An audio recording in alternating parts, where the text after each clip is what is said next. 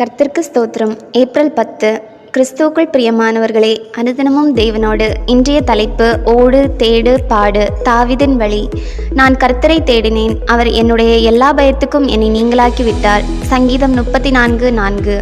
உள்ளங்கையில் வைத்து வெளியே தேடுதல். நாம் ஒரு பொருளை நம் கையில் வைத்துவிட்டு அந்த பொருளுக்காக அநேக முறை முட்டி மோதி தேடியிருப்போமா? தேடுதலின் முடிவில் அது உங்கள் கைகளில்தான் இருந்தது என்று தெரிந்தவுடன் உங்களுக்கு அவமானமாக இருந்திருக்கும் அல்லவா? அதுபோல்தான் ஜீவனுள்ள தேவனை பற்றிய வார்த்தைகளாகிய வேதத்தை உங்கள் கையில் வைத்துக்கொண்டு உங்கள் வாழ்க்கையில் யாரை தேடுகிறீர்கள்?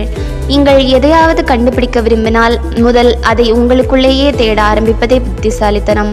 மனதின் பாரங்கள் அதிகமாகும் போது அதை இறக்கி வைக்க யாரையோ தேடுகிறோம். வாழ்க்கையின் போலி சிரிப்பை மறைத்து நம் உண்மையான முகத்தை காட்டவும், நம் முதுகில் இருக்கும் சுமைகளை இறக்கி வைக்கவும் நாம் யாரையோ தேடுகிறோம். ஆனால் எல்லாவற்றிற்கும் தீர்வான தேவனை அருகில் வைத்துவிட்டு யாரையோ தேடிக்கொண்டிருக்கிறோம்.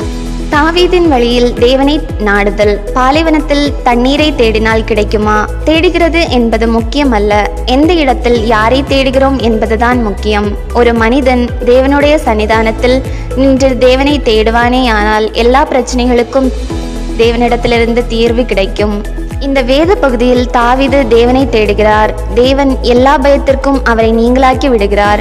எத்தனை பேர் தாவீதை கொலை செய்ய தேடியும் தாவீது தேடியதோ தேவனையே. தேவன் அவரை பயத்திற்கும் அவரை நீங்களாக்கி எதிரியை பின்தொடர்ந்து சென்று வீழ்த்தினார். இப்படியாக நம்முடைய வாழ்க்கையில் ஜெபத்திலே தேவனை தேடும்போது அவரை நாம் கண்டடையலாம்.